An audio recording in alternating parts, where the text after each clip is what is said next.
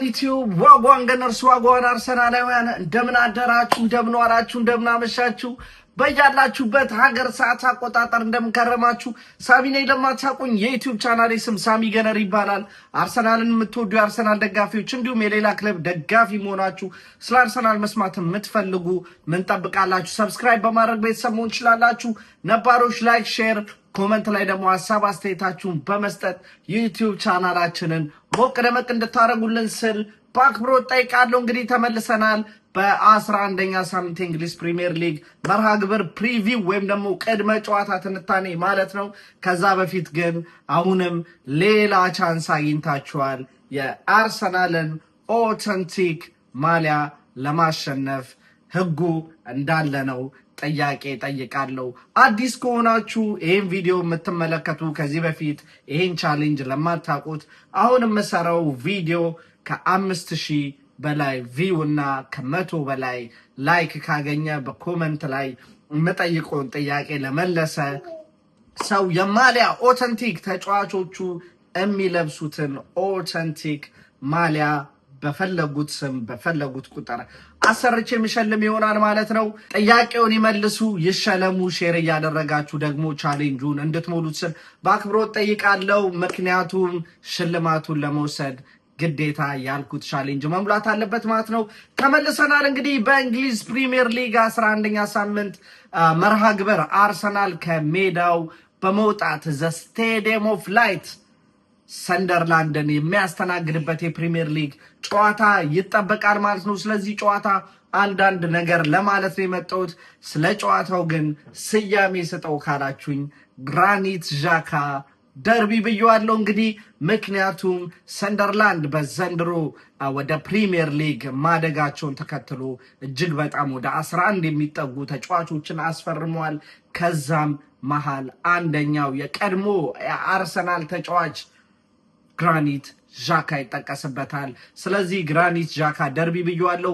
ሰንደርላንድ እጅግ በጣም መተው ሰርፕራይዝ ካደረጉ ቲሞች መካከል አንደኛው ናቸው። ምክንያቱም ደግሞ ባደረጉት 10 ጨዋታ 18 ነጥብ በመሰብሰብ ይህ ማለት 5 ጨዋታ ማሸነፍ ሲችሉ 3 ጨዋታቸው ተው 2 ጨዋታ ብቻ ተሸንፈው በ18 ነጥብ የፕሪሚየር ሊግ የደረጃ ሰንጠረዥ ላይ 4ኛ ደረጃን ይዘው ተቀምጧል ማለት ነው። ስለ ሰንደርላንድ አንዳንድ ነገሮች ለማንሳት ያክል ሰንደርላንድ እስካሁን ድረስ በፕሪሚየር ሊጉ በሜዳው ምንም አይነት ሽንፈትን አልተሸነፈም። እጅግ ገራሚ የሆነ ቁጥር ነው ያላቸው። እንዲሁም ደግሞ ጥሩ የሚባሉ ድሎች መካከል የማይረሳው ከ2 ሳምንት በፊት ስታንፎርድ ብሪጅ ጋር ተጉዘው ቸልሲን ያሸነፉበት ጨዋታ የሚጠቀስ ነው። ስለዚህ ሰንደርላንድ ጋር ተጉዘን የምናደርገው ጨዋታ ቀላል አይሆንም። ምናልባትም ብዙዎቹ እንደሚናገሩት ከሆነ ሰንደርላንድ የማጥቃት ኃይላቸው እጅግ በጣም አደገኛ ስለሆነ ሜቢ የክሊንሺቱ ሪከርድ ግስጋሴ እዚህ ላይ ሊገታ ይችላል ተብሏል። እሱም ሰንደርላንድ በጣም አስቸጋሪ ናቸው በሜዳቸው። እስካሁን ድረስ ምንም አይነት ሽንፈትን አልተሸነፉም። አርሰናል ደግሞ እንደምታውቁት የማጥቃት እንቅስቃሴው ላይ ቪክቶር ኮሬዝ ተጎድቶበት በሚካኤል ሜሪኖ ተክቶት ቻምፒዮንስ ሊጉ ላይ ሚካኤል ሜሪኖ አስደናቂ እንቅስቃሴ አድርጎ 2 ግቦችን ማስቆጠር ችሏል። የአርሰናል ደግሞ ጠንካራ ክፍል እንግዲህ የመከላከል ክፍሉ ነው። አሁንስ ይሰበራል ወይስ አይሰበርም የሚለው ነገር እጅግ አጓጊ ሆኖ ቀጥሏል ማለት ነው። ሰንደርላንዶች ከአርሰናል ጋር ያላቸውን ቁጥሮች የተመለከተን እንደሆነ እጅግ በጣም ደካማ ወይም ደግሞ ለአርሰናል ያደላሉ ቁጥሮች፣ ነገር ግን ፕሪሚየር ሊግ አንፕሪዲክተብል ነው።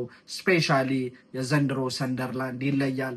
እሱ ብቻ አይደለም። ጨዋታውን ከባድ ከሚያደርጉብን ነገሮች መካከል የሜዳቸው ስታዲየም ኦፍ ላይት ድባቡ ምናልባትም የተወሰኑ እንግሊዛውያን እግር ኳስ ተመልካች ደጋፊዎች ጋር ስለ ኳስ በምናወራበት ጊዜ ብዙዎቹ የሚጠቅሱልኝ የነሱን ስቴዲየም ስታዲየም ኦፍ ላይት በጣም እጅግ ደማቁ ስቴዲየም ፕሪሚየር ሊግ ላይ ነው ብለው ብዙ ደጋፊዎች ወይም ደግሞ ብዙ እግር ኳስ የሚያውቁ እንግሊዛውያን ሲያወሩ ሰምቻለሁ። ያው እኔ በቴሌቪዥንም እንዲሁም ደግሞ የቅርብ ጊዜ ታሪክ ያለን ስፔሻሊ አርሰናልና ከኒውካስል ጋር ሲጫወት ያለው ኢንተንስ የሴንት ጄምስ ፓርክ ነው። እንዲሁም አንፊልድን ነበረ የምጠቅሰው። ነገር ግን ሰዎች ዩ ካን ቼክ ኢት ኤቭሪዌር። ነገር ግን ዘ ስታዲየም ኦፍ ላይት የሰንደርላንድ ሜዳ እጅግ በጣም ደማቁ ሜዳ በፕሪሚየር ሊግ ላይ እሱ ነው ብሎኛል። ሌላኛው የእርስ በርስ ግንኙነታቸው ያለፉትን 6 የእርስ በርስ ግንኙነት የተመለከተን እንደሆነ አርሰናል 5ቱን ጨዋታ ማሸነፍ ሲችል 1 ጨዋታ አቻ ተለያይቷል። የመጨረሻዋን ደግሞ ጨዋታ ከሰንደርላንድ ጋር ማድረግ የቻልነው በ21 ዲሴምበር 2021 በኢኤፍኤል ካፕ ነበረ። በዛም ጨዋታ ላይ አርሰናል ጨዋታውን 5-1 በሆነ ውጤት ማሸነፍ ችሎ ነበር። ግቦቹን የሚያስቆጠሩት ኤዲ ኒኪቲያ 3 ጎል አግብቶ ሃትሪክ የሰራ ሲሆን ኒኮላስ ፔፔ ደግሞ 1 ጎል አስቆጠሮ፣ አንደኛዋን ደግሞ ቻርሊ ፓቶኖ ምናምን የሚባል ካስታወሳችሁት ታዳጊ ልጅ ነበር። አይዶን ነው አሁን በውሰት 1-2 ክለቦች ወጥቶ እንደነበር አስታውሳለሁ። እጅግ ተስፋ የተጣለበት የአርሰናል ድንቅ ተጫዋች ነበረ።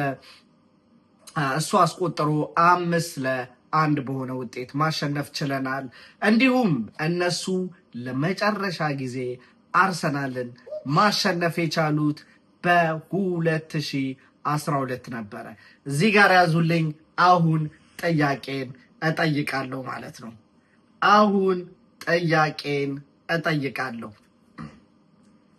በ2012 ሰንደርላንድ ለመጀመሪያ ጊዜ አርሰናልን ሲያሸንፉ ስንት ለስንት በሆነ ውጤት ነበረ? መልሱልኝ። እንዳልኩት መለሳችሁ ደግሞ ያልኩት ቻሌንጅ ከሞላ ማሊያ ምንሸልም ይሆናል። አርሰናል እንግዲህ እዚህ ጨዋታ ላይ ክሊንሺት ይዞ ይወጣል አይወጣም የሚለው ሌላ አነጋጋሪ ነገር ነው። ምክንያቱም አስገራሚ እንቅስቃሴው እንደቀጠለ ነው። እስካሁን በሚገርም ሁኔታ በፕሪሚየር ሊጉ 3 ግቦች ብቻ ነው የተቆጠሩበት። አንድ ከኦፕን ፕሌይ ብቻ የተቆጠረበት 1 ጎል ነው። ሌላው ከቆመ ኳስ የተቆጠረ ጎል ነው ማለት ነው። ሌላው ማንሳት ያለብን እንደነገርኳችሁ የቀድሞ መድፈኛ ግራኒት ዣካ የቀዳሚው ጨዋታ ላይ ተጠባቂ ተጫዋች ነው። ምክንያቱም በሰንደርላንድ በኩል ይመስለኛል፣ እኔ እርግጠኛ አይደለሁም፣ ካልተሳሳትኩ አርሙኝ፣ ብዙ አላይም እንደዚህ አዲስ ተጫዋች ፈርሞ ለአንድ ክለብ ወዲያው ካፒቴንን ሲሆን አልተመለከትኩም።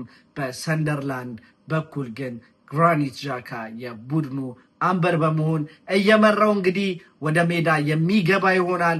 ግራኒት ዣካ በግሌ ለአርሰናል ተጫውተው ካለፉ እጅግ በጣም የምወዳቸው ተጫዋቾች አንዱ ነው። ምንም እንኳን ከደጋፊዎች ጋር የነበረው የሆነ ጊዜ ሰጣ ገባ እንዳለ ሆኖ የባለፈው ጨዋታ ላይ በኤቨርተን ኦልሞስት በሜዳቸው ያለመሸነፍ ሪከርዳቸውን አጥተው ነበረ። ከዛም የመሸነፍ ቅሌት ያዳናቸው ግራኒት ዣካ ለክለቡ የመጀመሪያውን ግብ በማስቆጠር ነበር። ይሄ ስዊዘርላንዳዊ ተጫዋች ክለቡን ከተቀላቀለ በኋላ በሰንደርላንድ ደጋፊዎች እጅግ የሚወደደው ተጫዋች እሱ ብቻ አይደለም፣ ኢቨን በሰንደርላንድ የእግር ኳስ ታሪክ ውስጥ በደጋፊዎች እጅግ ተወዳጁ ተጫዋች ለመሆን ችሏል ማለት ነው። ፕሪሚየር ሊግ ላይ ደግሞ ያሉ ትላልቅ ጋዜጠኞች፣ ፑንዲቶች ደግሞ ግራኒት ዣካ በሳይኒንግ ኦፍ ዲስ ትራንስፈር ዊንዶ ውስጥ መካተት አለበት ከትላልቅ ፊርማዎች ወይ ደግሞ ከትላልቅ የዝውውር ዜናዎች መካከል አንደኛው ነው ሲል ጠቅሶታል። ሌላው ከዚህ ጨዋታ ወጣ ብለን አንድ አስደሳች ዜና በአርሰናል ቤት አለ።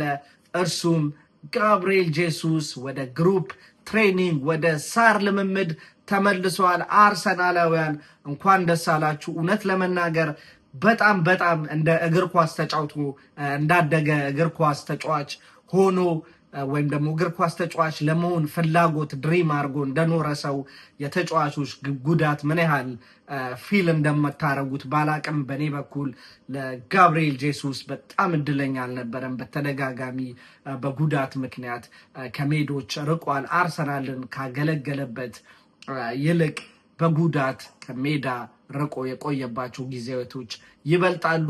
መርሳት የሌለብን ደግሞ ሚካኤል አርቴታ አርሰናልን እንደ አዲስ ቢውልድ ይሄ የለውጥ ጎዳና ሲጀምር ከጀመሩትና ተስፋ ከሰጡን ተጫዋቾች መካከል እርሱ ነበር። የምታውቁት ከሆነ ከዚንቼንኮ ጋር ከማንቸስተር ሲቲ በማስፈረም ትልቅ ሳይኒንግ እንደነበረ አስታውሳለሁ ማለት ነው። ይሄን ጨዋታ አርሰናል ማሸነፍ ግድ ነው ብዬ ወስዳለሁ።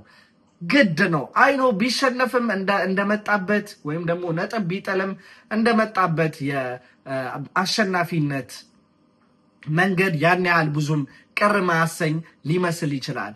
ነገር ግን እሱ አይደለም ፖይንቱ።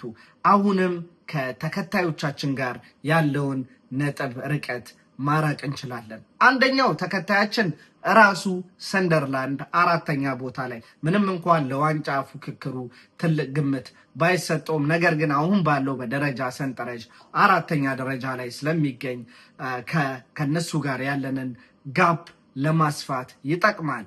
ዋነኛው ነገር ግን አንድ ጨዋታ አለ፣ እሁድ ዕለት የሚደረግ የሱፐር ሰንዴይ ጨዋታ። እርሱም በአንፊልድ ሊቨርፑል ከማንቸስተር ሲቲ ይገናኛሉ። ከሁለት አንዱ ነጥብ ይጥላሉ። መቼም ይሸናነፋሉ ወይ አቻ ይወጣሉ። እኔ ጸልያለሁ እንግዲህ አቻ እንዲወጡ። አቻ ከወጡ ሁለቱም አንድ ነጥብ ብቻ ተጋርተው የሚወጡ ይሆናል። ስለዚህ አርሰናል ካሸነፈ ከሊቨርፑል ጋር ያለውን የነጥብ ልዩነት ወደ 9 ማስፋት ይችላል። ከማንቸስተር ሲቲ ጋር ያለውን የነጥብ ልዩነት ደግሞ ወደ 8 ማስፋት ይችላል። ይሄ ደግሞ እጅግ በጣም ቀላል እንዳይመስላችሁ።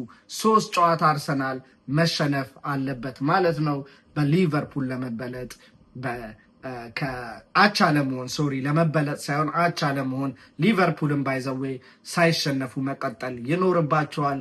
ከማንቸስተር ሲቲ ጋር ደግሞ 2 ጨዋታ ተሸንፎ 1 ጨዋታ አቻ ከወጣ 8 ነጥቡ ስለሚጠብ እንግዲህ ከማንቸስተር ሲቲ ጋርም አቻ ለመሆን እንደዚህ አይነት ውጤቶች መመዝገብ አለባቸው።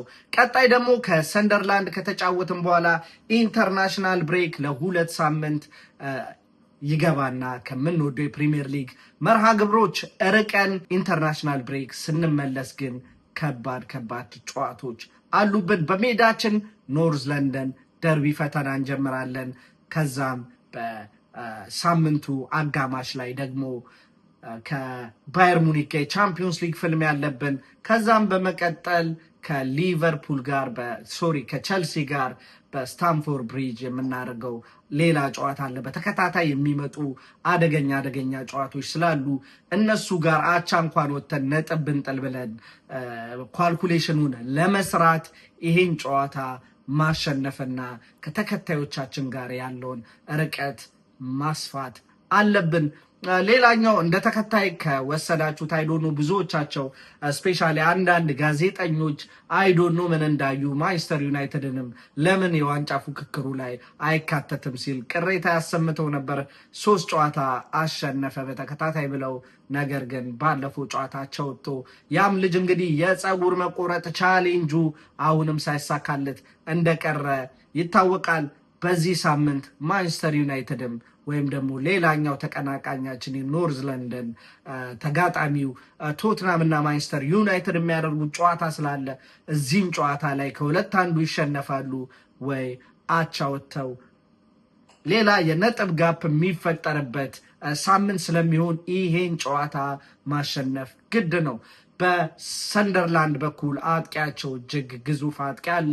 እሱን እነ ጋብሪኤል ማጋሌዝን ይፈተናል ተብሎ ይጠበቃል። ነገር ግን ሆፕፉሊ ተቋቁሞት ይወጣል ብዬ አስባለሁ። እንግዲህ ይሄን ይመስላል ከብዙ በጥቂቱ ለመተንተን ያክል ስለ ሁለቱ ክለቦች ማለት ነው። ወደ ውጤት ግምት ስንሄድ እውነት ለመናገር እኔ ክሊንሽታችንን ማስነካት አልፈልግም። ልቤ 3-1 ነገር ይመስለኛል። ግን ክሊንሺቷን እንጠብቃት ብዬ አስባለሁ። ልተማመን ስንት ነገር ሰርተው ባሳዩኝ የመከላከል ክፍል ተጫዋቾች ለነሱ ስል ግን ያው 3-1 ሲቀነስ 2-0 ይሆናል። 2-0 አርሰናል ያሸንፋል ብዬ ይህን ውጤት እገምታለሁ።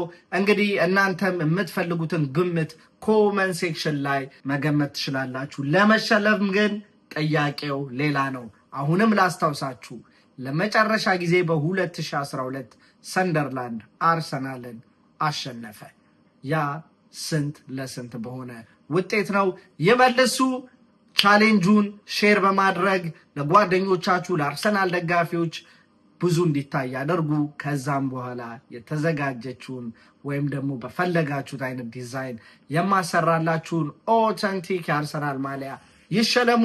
ወደ ቤስት 11 ወይም ደግሞ ወደ ቋሚ 11 ጀማሪዎች ግምት ሲሄድ የግብ ጠባቂ ቦታ ላይ ዴቪድ ራያን አደርገዋለሁ። ዴቪድ ራያ ኦፍኮርስ ስራ ፈቶ ነበር የከረመው። ምናልባትም የቅዳሜው ጨዋታ ላይ የተወሰኑ ቻሌንጆች ከተከላካዮች አልፎ ከመጣ ኦፍኮርስ በጣም የምተማመንበት ግብ ጠባቂ ነው። እሱ ይታደጋቸዋል ብዬ አስባለሁ። የቀኝ የክንፍ የመከላከል ቦታ ላይ ዩሊያን ቲምበርን አደርጋለሁ። ዩሊያን ቲምበር አስደናቂ ተጫዋች ነው። ሁልጊዜም ስለሱ እንዳወራው ነው። ዛሬ ሆዲፍጀው ስለሱ ምንም የምለው ነገር አይኖርም። በቀኝ የመሃል ተከላካይ ቦታ ላይ ዊሊያም ሳሊባን አረግና እሱን አጣምሮ ደግሞ በግራ የመከላከል መሃል ቦታ ላይ ጋብሪኤል ማጋሌዘን አረጋለሁ። የክንፍ የመከላከል ግራ ቦታ ላይ ደግሞ ካላፊዮሪን አደርጋለሁ። ባይዘዌ ሂንካፔ ባለፈው ያደረገው የቻምፒዮንስ ሊግ ጨዋታ የሚገርም ነበረ። ከ8 የእርስ በርስ ግንኙነት 8ቱንም ነበር ያሸነፈው። ልጁ የሚገርም ተጫዋች ነው። ምናልባትም እንግዲህ በማይልስ ሉዊስ ስኬሊ እና በካላፊዮሪ መካከል ያለውን ኮምፒቲሽን እሱም በደንብ አክብዶ ለፉክክር እንደሚቀርብ አልጠራጠርም። የቀዳሚውን ጨዋታ ግን ካላፊዮሪ ነው እዛ ቦታ ላይ የማሰልፈው ማለት ነው። መሃል ቦታ ተጫዋቾቻችንን ለመጥቀስ ያክል ደግሞ ዙቢሜንዲን፣ ራይስንና ኤዜን እንደ ወትሮ እንደ አርቴታ ቤስት 11 አገባብ እነሱን አስቀድሜ እገባለው። የቀኝ የማጥቃት ክንፍ ቦታ ላይ ቡካዮ ሳካን አደርጋለሁ። ሆፕፉሊ ቡካዮ ሳካ የምናቆም ቡካዮ ሳካ እዚህ ጨዋታ ላይ ያለው ግብም አሲስትም በሱ በኩል መመልከት ፈልጋለሁ። ዴፊኒትሊ ደግሞ ስታር ቦይ ያን ነገር ያሳየኛል። ከማች ሪያክሽን ቪዲዮ በኋላ እንዳትረሷት እንዲያልኳችሁትን ቡካዮ ሳካ እዚህ ጨዋታ ላይ ግብ ያስቆጥራል። ግብ እንኳን ባያስቆጥር አሲስት ያደርጋል። ከሁለት አንዱ ካላደረገ እኔ እቀጣለሁ። የፈለጋችሁትን እቀጣለሁ። ያን ያልነው በስታር ቦይ ማምነው ማለት ነው። የግራ የማጥቃት ክንፍ ቦታ ላይ ትሮሳርድንም አደርግ ይሆናል። ዲስ ጋይ ትሮሳርድ ማርቲኔሊን የቤት ስራውን አከበደበት። በተሰጠው ቻንስ እጅግ በአግባቡ እየተጠቀመ ነው።